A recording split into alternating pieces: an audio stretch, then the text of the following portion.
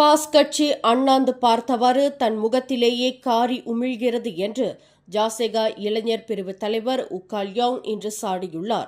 Pass கட்சி அரசியலில் நடுத்தர மற்றும் மிதமான தன்மையை தேர்வு செய்யாமல் நீண்ட காலமாகவே இன மற்றும் மத பிரச்சினைகளில் விளையாடி வருவதால் இறுதியாக கெடா ரப்பர் சிட்டி அடிக்கல் நாட்டு விழாவில் அடிக்கல்லில் சீன எழுத்து எழுதப்பட்ட பிரச்சினை பாஸின் உண்மையான முகத்தை காட்டியுள்ளது என்று உக்கால்யோங் குறிப்பிட்டார். பாஸ் மற்றும் பரிகத்தன் நேஷனல் இந்த நேரத்தில் பல இன சமூகத்திற்கு எதிரான தப்பெண்ணத்தின் அடிப்படையில் அரசியல் சொல்லாட்சியை கட்டியதன் விளைவு இதுதான் என்று உக்கால்யோங் வர்ணித்தார். ஒரு சீன கோயில் நிகழ்ச்சியில் சீன பிரஜைகள் சீன கொடியை பறக்கவிட்ட சம்பவத்தின் போது அவதூறு சொல்வதில் பெயர் பெற்ற பேராவின் அப்போதைய பாஸ் தலைவர் மற்றும் அவரது சகாக்கள் மலேசியாவில் உள்ள சீனர்கள் ஒரு வெளிநாட்டு கொடியை உயர்த்தி பிடித்ததாக குற்றஞ்சாட்டினர்.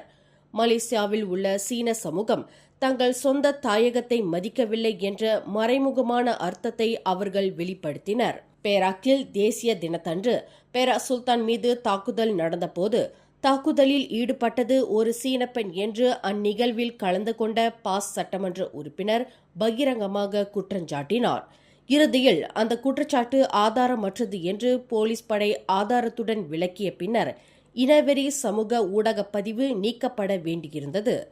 அவதூறுக்கும் அடிப்படை குற்றச்சாட்டுகளுக்கும் பிரசித்தி பெற்றவர்களான பாஸ் தலைவர்கள் தற்போது தங்கள் முகத்திலேயே காரி உமிழ்ந்து கொண்டு இருக்கின்றனர் என்பதற்கு கெடா ரப்பர் சிட்டி அடிக்கல் நாட்டு விழா சம்பவம் நிரூபணமாகியுள்ளது என்று உக்கால்யோங் வர்ணித்தார். மேலும் செய்திகளை தெரிந்து கொள்ள கீழே இருக்கும் பெல் பட்டனை அழுத்துங்கள்.